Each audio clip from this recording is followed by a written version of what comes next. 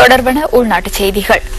ஐக்கிய தேசிய கட்சியின் தலைமை பதவிக்கு போட்டியிட தாம் தீர்மானித்துள்ளதாக அந்த கட்சியின் பிரதி தலைவர் கரு ஜெயசூரிய தெரிவித்துள்ளார். ஐக்கிய தேசிய கட்சியை பாதுகாப்பதற்கும் கட்சியை ஐக்கியப்படுத்துவதற்காகவும் தாம் தலைமைத்துவத்திற்காக போட்டியிட தீர்மானித்ததாக கரு ஜெயசூரிய விடுத்துள்ள அறிக்கையில் குறிப்பிடப்பட்டுள்ளது. இது தொடர்பான விரிவான தகவல்களை தொடரும் செய்திகளில் எதிர்பாருங்கள். கொழும்பு பங்குச் சந்தையில் இன்று மீண்டும் வீழ்ச்சி ஏற்பட்டுள்ளது. கடந்த சில வாரங்களாக பங்குச் சந்தை வீழ்ச்சி அடைந்து வருவதுடன் ஆக குறைந்த விலைச்சூட்டன் கடந்த மாதம் 25ஆம் தேதி பதிவானது.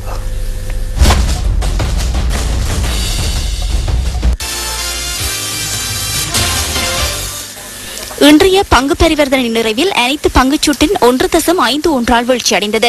அது முன்னைய நாளுடன் ஒப்பிடுகையில் 91.34 வீத வீழ்ச்சியாகும். மிளகா விலைச்சுட்டன் இன்று 1.7 வீதத்தால் வீழ்ச்சி கண்டுள்ளது.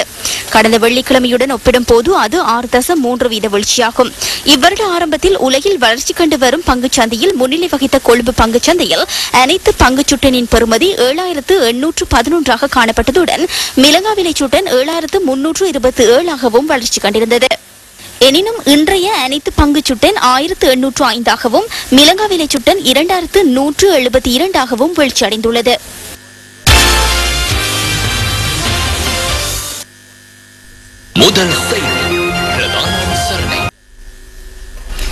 உயர்கல்வி நிறுவனங்களில் நிலவும் நிர்வாக குறைபாடுகள் தொடர்பாக கோப் அறிக்கையில் வெளியிடப்பட்டுள்ள சில தகவல்கள் குறித்து நாம் நேற்று ஆராய்ந்தோம்.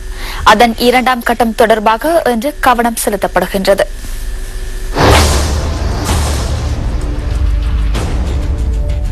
பல்கலைக்கழகங்கள் மற்றும் உயர்கல்வி நிறுவனங்கள் பலவற்றின் விரிவுரையாளர்கள் உள்ளிட்ட குழுவினர் வெளிநாடுகளுக்கு கல்வி கற்பதற்காக சென்றுள்ள நிலையில் அது தொடர்பான உடன்படிக்கைகளை மீறியுள்ளதாக கோப் எனப்படும் பொது முயற்சியாண்மை தொடர்பான தெரிவுக்குழு சுட்டிக்காட்டியுள்ளது. அவர்களிடமிருந்து அறவிட வேண்டியுள்ள 24 கோடி ரூபாவுக்கும் அதிகமான தொகையை இதுவரை பல்கலைக்கழகங்களினால் அறவிட முடியாமல் போயுள்ளது. பல்கலைக்கழக விரிவுரையாளர்கள் உடன்படிக்கைகளை மீறியதன் காரணமாக இழக்கப்பட்ட ஆக கூடுதலான தொகை பேராதனை பல்கலைக்கழகத்தினாலேயே அறவிடப்பட வேண்டியுள்ளது. அதன் பெறுமதி 105 மில்லியன் ரூபாவாகும். பேராதனை பல்கலைக்கழகத்தில் தீர்க்கப்படாத 173 கணக்காய்வுகள் தொடர்பாகவும் கோப் அறிக்கையில் கவனம் செலுத்தப்பட்டுள்ளது. நிறுவன சொத்துக்களை மதிப்பிடுவதில் காணப்படும் குறைபாடுகள், காணி உரிமையை ஆராய்ந்து பார்க்காமல் 3 பிரதேச அலுவலக கட்டடங்களை நிர்மாணிப்பதற்காக பணம் செலவிடப்பட்டமை தொடர்பாக திறந்த பல்கலைக்கழகம் மீது குற்றம் சுமத்தப்பட்டுள்ளது. பௌத்த மற்றும் பாலி பல்கலைக்கழகத்தின் ஊழியர்களுடன் காணப்படும் சட்ட பிரச்சனைகளுக்காக சட்டத்தரணிகளுக்கான கட்டணமாக சுமார் 2 மில்லியன் ரூபாய் செலுத்தப்பட்டுள்ளதாக கோப் அறிக்கையில் தெரிவிக்கப்பட்டுள்ளது. 112 கணக்காய்வு விசாரணைகளுக்கு ருகுணு பல்கலைக்கழகம் பதிலளிக்காமை தொடர்பாக கோப் அறிக்கையில் கேள்வி எழுப்பப்பட்டுள்ளது. அதன் 9 ஆராய்ச்சி திட்டங்கள் இடைநடுவே கைவிடப்பட்டுள்ளதாகவும் கோப் அறிக்கையில் சுட்டிக்காட்டப்பட்டுள்ளது. பல்வேறு பாடநெறிகள் மூலம் கிடைக்க வேண்டிய நிதியை வயம்ப பல்கலைக்கழகம் பல்கலைக்கழக நிதியத்தில் வைப்பிலிடவில்லை என அதில் குறிப்பிடப்பட்டுள்ளது. பேராதனை பல்கலைக்கழகத்தில் இருந்து விலக்கப்பட்ட ஒருவர் சப்ரகமு பல்கலைக்கழகத்தின் கல்விசார் ஊழியராக இணைத்துக் கொள்ளப்பட்டமை தொடர்பாகவும் கோப் அறிக்கையில் தகவல்கள் வெளியிடப்பட்டுள்ளன.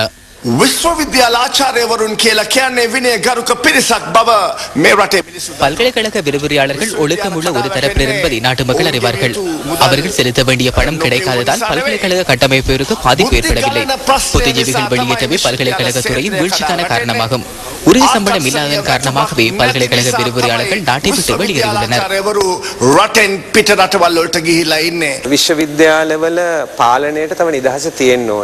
பல்கலைக்கழக நிர்வாகத்திற்கு மேலும் சுதந்திரம் இருக்க வேண்டும் என்பதை நாம் அவதானித்தோம். பல்கலைக்கழக மானியங்கள் ஆணைக்குழுவினாலேயே பல்கலைக்கழகங்கள் நிர்வகிக்கப்படுகின்றன. அங்கு அழுத்தம் உள்ளது என நான் நினைக்கின்றேன். அனைத்து பல்கலைக்கழகங்களும் சமமாக கருதப்பட வேண்டும். உபவேந்தர்களை தெரிவு செய்வதற்கான சுதந்திரம் பல்கலைக்கழகங்களுக்கு வழங்கப்பட வேண்டும். இதை ஒரு அரசியல் காரணமாக நான் கூறவில்லை. මේක මම මේ දේශපාලන කරුණක් හැටියට නෙමෙයි කියන්නේ. මම හැමතිස්සෙම කියන්නේ මේවා විශ්ව විද්‍යාලය.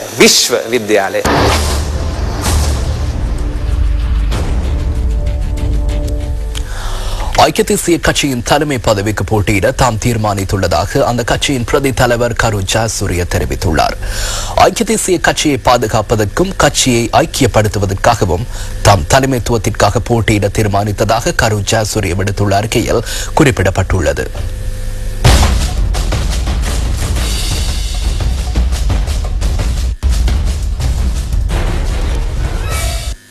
ஐக்கிய தேசிய கட்சியின் தலைமை பதவிக்கு போட்டியிடுமாறு பல்வேறு வேண்டுகோள்கள் முன்வைக்கப்பட்ட நிலையில் தம்மால் தொடர்ந்தும் அந்த வேண்டுகோள்களை பொருட்படுத்தாமல் இருக்க முடியாத நிலை ஏற்பட்டுள்ளதாகவும் ஐக்கிய தேசிய கட்சியின் பிரதி தலைவர் கரு ஜாசூரிய தெரிவித்துள்ளார். பாரிய முதலீடுகளுக்கு வழிவகுக்கும் வகையில் திறக்கப்பட்டுள்ள ஹம்பாந்தோட்டை துறைமுகத்தை அண்டியதாக அமையவுள்ள கைத்தொழிற்பேட்டையின் முதலாம் கட்ட பணிகள் ஆரம்பித்து வைக்கப்பட்டுள்ளன. ஹம்பாந்தோட்டை மாகம்புர மஹிந்த ராஜபக்ஷ சர்வதேச துறைமுகத்தை அண்டியதாக ஆரம்பிக்கப்படும் கைத்தொழில்பேட்டையில் முதலாவது தொழிற்சாலையின் நிர்மாணப் பணிகள் இன்று ஆரம்பித்து வைக்கப்பட்டன. பிரதி அமைச்சர் ரோஹித் ஆபே குணவர்தன, பாராளுமன்ற உறுப்பினர் நாமல் ராஜபக்ஷ ஆகியோர் தலைமையில் இப்பணிகள் ஆரம்பித்து வைக்கப்பட்டன. முதலாவது தொழிற்சாலையாக ஆரம்பமாகும் உர தொழிற்சாலையூடாக உர உற்பத்தி, களஞ்சியப்படுத்தல், பொதியிடல், விநியோகம் ஆகிய நடவடிக்கைகள் இடம்பெறும். 2 லட்சம் சதுர அடி பரப்பில் நிர்மாணிக்கப்படும் இப்பாரிய தொழிற்சாலைக்கென 7 மில்லியன் $7 செலவிடப்படும். ஹேலிஸ் கூட்டு நிறுவனத்துடன் இணைந்த டிரகன் ஐஷியா உர கம்பெனி இதற்கான முதலாவது முதலீடுகளை மேற்கொள்கிறது. மஹிந்த ராஜபக்ஷ சர்வதேச துறைமுக அளவில் நிர்மாணிக்கப்படும் கைத்தொழில்பேட்டையில் முதலீடுகளுக்கென பலர் முன்வந்துள்ளனர். இதில் 4 முதலீட்டாளர்களுக்கு அமைச்சரவை அங்கீகாரம் கிடைத்துள்ளதாக பிரதி அமைச்சர் ரோஹித் ஆபே குணவர்தன தெரிவித்தார். தனியார் துறையினர் என்றும் நட்டமடைவதற்காக வர்த்தகங்களை ஆரம்பிப்பதில்லை. மாகம்புர மஹிந்த ராஜபக்ச துறைமுகத்தின் முதலாவது கைத்தொழில் பேட்டை ஆரம்பிக்க முடிந்தமை பாரிய வெற்றியாகும். இதன் மூலம் இந்த துறைமுகம் உள்நாடு மற்றும் சர்வதேச ரீதியில் வெற்றிகரமான துறைமுகம் என்பது உறுதிப்படுத்தப்படுகிறது.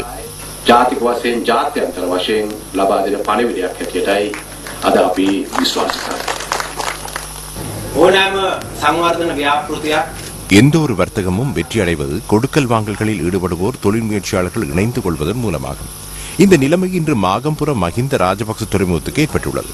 இன்று மஹிந்த ராஜபக்ச துறைமுகத்தில் முதலாவது கைத்தொழில் பேட்டையை நிர்மாணிப்பதற்கான ஆரம்பகட்ட பணிகள் ஆரம்பிக்கப்பட்டுள்ளன. இது இந்த வர்த்தகத்தின் வெற்றியை உறுதிப்படுத்துகிறது. யார் எதனை கூறினாலும் இவ்வாறான வர்த்தக செயல்பாடுகளை ஒரு நாளில் வெற்றிகரமாக்க முடியாது. இதற்கு பல திட்டங்கள், வியூகங்கள் அவசியப்படுகின்றன. காலமும் அவசியப்படுகிறது. 3 வருட காலத்துக்குள் இந்த நிறுவனத்தை லாபம் ஈட்டக்கூடிய நிறுவனமாக மாற்றியமைக்க முடியும். பாராளுமன்ற உறுப்பினர் வி கே இந்திக்க, ஹம்பாந்தோட்டை மாவட்ட செயலாளர் RMDP மீகஸ் முல்ல உட்பட பலர் இதில் கலந்து கொண்டனர். இத்தாலியில் பாதோவா மாநகர சபைக்கு 2 இலங்கை பிரஜைகள் தெரிவு செய்யப்பட்டுள்ளனர். இத்தாலியில் வசிக்கும் 4 இளைஞர்கள் இம்முறை இத்தாலி மாநகர சபை தேர்தலில் போட்டியிட்டனர். இதில் 2 பாதோவா மாநகர சபைக்கு தெரிவு செய்யப்பட்டுள்ளதாக தகவல்கள் கிடைத்துள்ளன. முரட்டுவ கொரல்லவெல்லவில் வசிக்கும் சஜித் பெர்னாண்டோ மற்றும் லுனாவையில் வசிக்கும் ஏஷான் சில்வா ஆகியோரே இவ்வாறு தெரிவு செய்யப்பட்டுள்ளனர். ஏஷான் சில்வா இலங்கை ராணுவத்தின் முன்னாள் லெப்டினன்டாக பணியாற்றியவர். 967 இளைஞர்கள் வாக்களித்து இவர்களை தெரிவு செய்துள்ளனர். பொருளாதார அபிவிருத்தி அமைச்சின் கீழ் இடம்பெறும் அபிவிருத்தி செயல் திட்டங்களை துரிதப்படுத்த சீனா இயந்திர உபகரணங்களை வழங்கியுள்ளது. 3வது கட்டத்தின் கீழ் தெரிவிக்கப்பட்ட இயந்திர உபகரணங்களை அரசு நிறுவனங்களுக்கு விநியோகிக்கும் நிகழ்வு அமைச்சர் பசில் ராஜபக்ச தலைமையில் இன்று இடம்பெற்றது. பொருளாதார அபிவிருத்தி அமைச்சின் கீழ் ஆரம்பிக்கப்பட்டுள்ள அபிவிருத்தி செயல் திட்டங்களுக்கென சீனாவிலிருந்து தெரிவிக்கப்பட்ட இயந்திர உபகரணங்களை அரசு நிறுவனங்களுக்கு வழங்கும் நிகழ்வு காலிமுகத்திடலில் அமைச்சர் பசில் ராஜபக்ச தலைமையில் இடம்பெற்றது. நாடெங்கும் 22,000 கிலோமீட்டர் வீதியினை காப்பற்றிட்டு அபிவிருத்தி செய்ய பொருளாதார அபிவிருத்தி அமைச்சு திட்டமிட்டுள்ளது. இந்த ஆண்டு இறுதியில் இதில் 3750 கிலோமீட்டர் வீதியின் அபிவிருத்தி பணிகள் நிறைவடைய உள்ளன.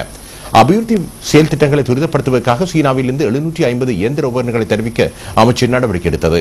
4 கட்டங்களின் கீழ் இந்த உபகரணங்கள் தெரிவிக்கப்படும். 3வது கட்டத்தின் கீழ் தெரிவிக்கப்பட்ட 385 இயந்திர உபகரணங்கள் இன்று அரசு நிறுவனங்களுக்கு வழங்கி வைக்கப்பட்டன. இவற்றின் பெறுமதி 47,663 லட்சம் ரூபாவாகும். அரச பொறியியல் கூட்டுத்தாபனம், மேல் மாகாண வீதி அபிவிருத்தி அதிகார சபை, அரச நிர்மாண கூட்டுத்தாபனம், தென் மாகாண வீதி அபிவிருத்தி அதிகார சபை, கமநல சேவை அமைச்சு ஆகிய நிறுவனங்களுக்கு இயந்திர உபகரணங்கள் வழங்கி வைக்கப்பட்டன. அமைச்சர்கள் உட்பட சீன அரசின் பிரதிநிதிகளும் இந்த நிகழ்வில் கலந்து கொண்டனர்.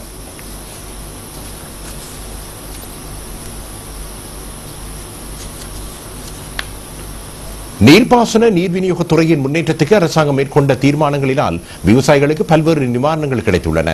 இம்முறை வரவு செலவு திட்டத்தின் மூலமும் விவசாயிகளின் பிரச்சனைகளை தீர்த்து வைக்க முன்னுரிமை அளிக்கப்பட்டுள்ளதாக பிரதி அமைச்சரான WB ஏகநாயக்க தெரிவித்துள்ளார்.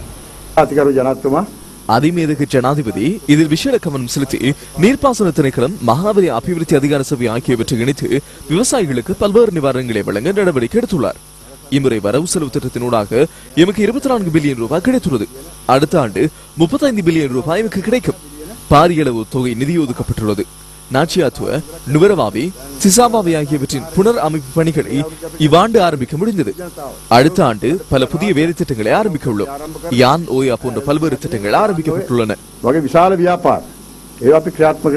அரசாங்க தகவல் திணைக்களத்தில் இடம்பெற்ற செய்தியாளர் மாநாட்டின் போதே அவர் இதனை தெரிவித்தார். சீரற்ற காலநிலை காரணமாக சேதமடைந்த நீர்ப்பாசன திட்டங்கள் திருத்தப்பட்டு வருவதாக நீர்ப்பாசன படிப்பாளர் நாயகம் கலாநிதி GGA கொடலியத் தெரிவித்தார். நீர்ப்பாசன திணைக்களத்தின் கீழ் மேற்கொள்ளப்படும் வேலை திட்டங்கள் 650 மில்லியன் ரூபாய் ஒதுக்கப்பட்டுள்ளது. இவ்வாண்டு ஆரம்பத்தில் பாரிய வெள்ள அச்சுறுத்தல் ஏற்பட்டது. அந்த வெள்ள அச்சுறுத்தலுக்கு நாம் வெற்றிகரமாக முகம் கொடுத்தோம். மத்திய அளவிலான ஒரு குளம் மாத்திரமே சேதமடைந்தது. கீழே கடவெவ குருள்வெவ ஆகியன சேதமடைந்தன. அணைக்கட்டுகளுக்கும் பாதிப்பு ஏற்பட்டது. அவை புனரமைக்கப்பட்டு விளைச்சல்களை மேற்கொள்வதற்கு நடவடிக்கை எடுக்கப்பட்டுள்ளது.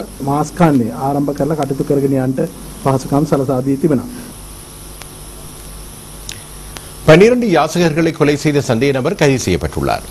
அண்மை காலங்களில் நாட்டின் பல்வேறு நகரங்களில் யாசகர்கள் கொலை செய்யப்பட்டமை தொடர்பாக போலீசார் தீவிர விசாரணைகளை மேற்கொண்டனர். இதனை அடுத்து சம்பவத்துடன் தொடர்புடைய சந்தேக நபர் கல்கிசியில் வைத்து கைது செய்யப்பட்டார். போதைப்பொருள் விற்பனையில் ஈடுபட்டுக் கொண்டிருக்கும் போது இவர் கைது செய்யப்பட்டார். மொரச்சுவ, கிரிபத்கொட, கொள்ளுப்பட்டி, பாலிகொட, வெள்ளவத்தை, கொட்டையன, கொம்பனி வீதி, கலனி ஆகிய பிரதேசங்களில் இடம்பெற்ற யாசகர்களின் கொலையுடன் இவருக்கு தொடர்பு உள்ளதாக குற்றம் சாட்டப்பட்டுள்ளது. சந்தேக நபர் நிரந்தர வதிவிடமற்ற ஒரு நபர் என இனம் காணப்பட்டுள்ளார். கல்கிசி போலீசார் இது தொடர்பில் மேலதிக விசாரணைகளை மேற்கொண்டு வருகின்றனர். பயங்கரவாதிகளிடமிருந்து பாதுகாக்கப்பட்ட கிராமங்களை செழிப்பாக்குவதற்கு சிவில் பாதுகாப்பு படையினர் முன்வந்துள்ளனர்.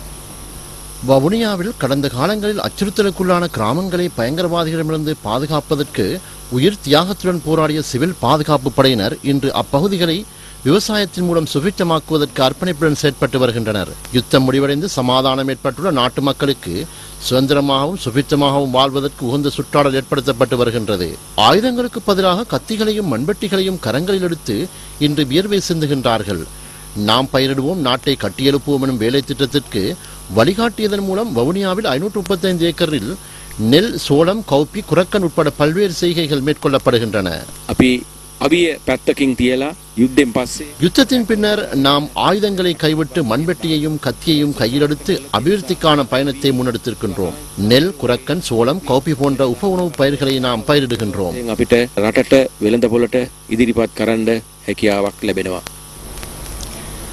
ஏறாவூரில் எதிர்வரும் புதன் மற்றும் வியாழன் ஆகிய தினங்களை டெங்கு ஒழிப்பு தினங்களாக பிரகடனப்படுத்த தீர்மானிக்கப்பட்டுள்ளதாக சுகாதார அமைச்சின் மேலதிக செயலாளர் டாக்டர் பாலித்த மகிபால தெரிவித்துள்ளார்.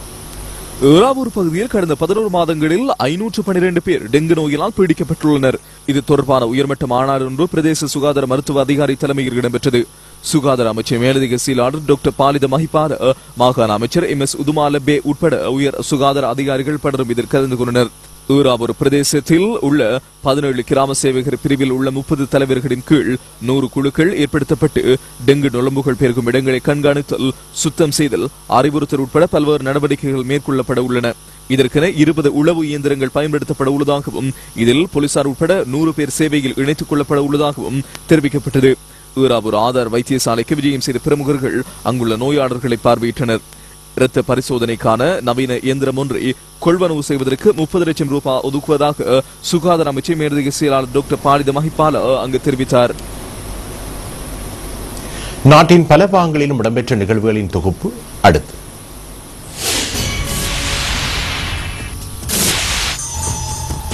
கண்டி ஹந்தானை சிவானந்தா தமிழ் வித்தியாலயத்தின் வருடாந்த பரிசளிப்பு விழா இன்று இடம்பெற்றது. அதிபர் திருமதி மலர் பத்மதாசன் தலைமையில் இடம்பெற்ற வைபவத்தில் அமைச்சர் கேஹலிய ரம்புக்வெல்ல பிரதமாதியாக கலந்து கொண்டார். கல்வி அதிகாரிகள், பெற்றோர், மாணவர்கள் உட்பட பலர் இதில் கலந்து கொண்டனர். பொல்கஹவெல பிரதேச சபையின் ஏற்பாட்டில் இம்முறை 5ஆம் ஆண்டு புலமை பரிசில் பரீட்சையில் சித்தியடைந்த அப்பிரதேச மாணவர்களை பாராட்டி கௌரவிக்கும் நிகழ்வு அண்மையில் இடம்பெற்றது. வடமேல் மாகாண முதலமைச்சர் ஆத்துல விஜயசிங்க இதில் பிரதமாதியாக கலந்து கொண்டார். இரக்காமம் அல் அஷ்ரப் மத்திய கல்லூரியில் சாதனை படைத்த மாணவர்களை பாராட்டி கௌரவிக்கும் விழா அண்மையில் இடம்பெற்றது. அமைச்சர் ALM அத்தாவுல்லா இதில் பிரதமாதியாக கலந்து கொண்டார். மாகாண சபை, மாநகர சபை, பிரதேச சபை உறுப்பினர்கள் உட்பட ஏராளமானோர் கலந்து கொண்டனர். களுத்துறை வெலகெதர கொஸ்கஹேன மின்சார திட்டம் ஆரம்பித்து வைக்கப்பட்டது. அமைச்சர் குமார வெல்கம் பிரதமாதியாக கலந்து கொண்டார். 1 கோடி ரூபாய் இதற்கு செலவிடப்பட்டது. 450 குடும்பங்கள் இதன் மூலம் நன்மை அடைந்துள்ளனர். திருகோணமலை மாவட்ட ஊடகவியலாளர்களுக்கான கருத்தரங்கொன்று மாவட்ட அரசாங்க அதிபர் அலுவலகத்தில் இடம்பெற்றது.